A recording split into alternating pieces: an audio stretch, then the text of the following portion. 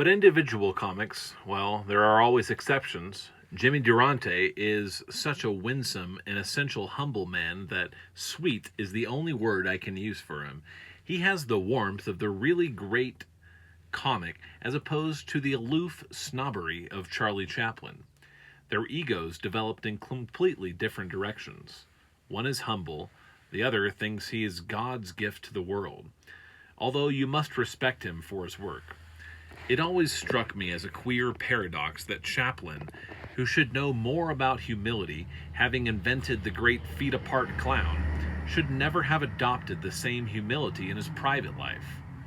Jack Benny, you have to take as a wonderful guy. I doff my hat to him because Jack is considerate and kind, although very definite about the job he's going to do. He's a born worrier.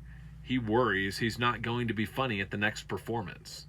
I went to Korea with him, and I found him the most thoughtful man off stage and the most self-centered on stage that you could ever meet, which is good. As to that gag, he is always plays to the hilt about being a tightwad. He is the most generous guy you could know. Now, George Jessel, there's a different kind of wit. He is the best ad-libber of them all, and even the comics admit that. Another generous, warm heart, who, for some reason known only to himself, calls me Max Flynn. But Fred Allen was a man of very little patience. He was intolerant of inferior talent, and as a great natural wit himself, it was rather surprising that he should not have had more compassion for the newcomers. But he never gave them a chance. Two who used to go stark raving mad at autographed hunters were Bob Benchley and Jack Oakey. I used to pay little boys and old ladies a $50 apiece to ask Benchley for his signature. After I had given one, Bob's cheery, kindly demeanor would change. The national humorist would go as red as a turkey cock, and he'd shout, "Get out of my way, you little idiotic swine! Leave me alone!" It was well worth the 50 cents to watch him blow up. Jack Oakey was one of the best-natured men. At one time, I knew him very well, but I haven't seen him in 15 years.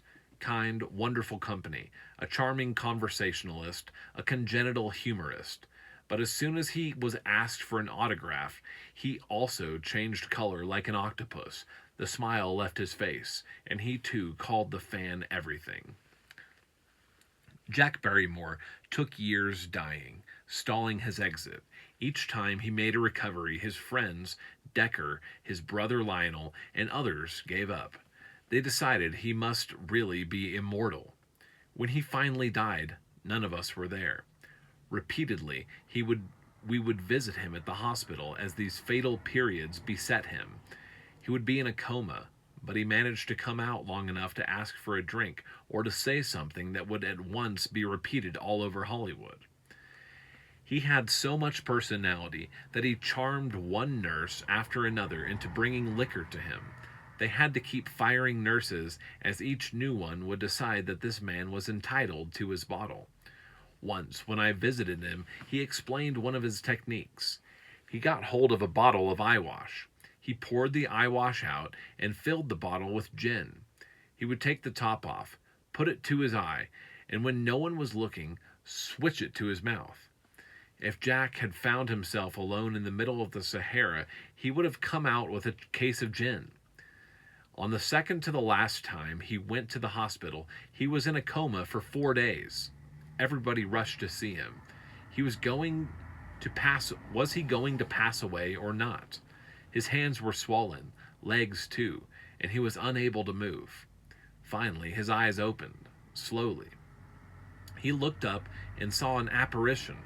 This was a nurse noted for being the toughest, roughest, ugliest woman in the hospital. She had shoulders like a wrestler's and a great nose so long she could have smoked a cigarette under a shower and not got it wet. Jack beheld her and didn't know but what he had been consigned to the other side. He couldn't move. Only his eyes could turn. He said weakly, "God!" He breathed heavily. then paused a little. He looked at her again and said faintly, "Well, get in anyway, honey." In Jean Fowler's biography of Barrymore, Good Night, Sweet Prince, the author closes the account of John's death on the night of May 29th, 1942, with these words. Decker went in to see Jack.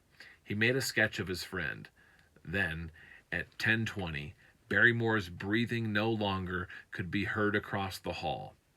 After 60 restless years, he had found the Grampian Hills.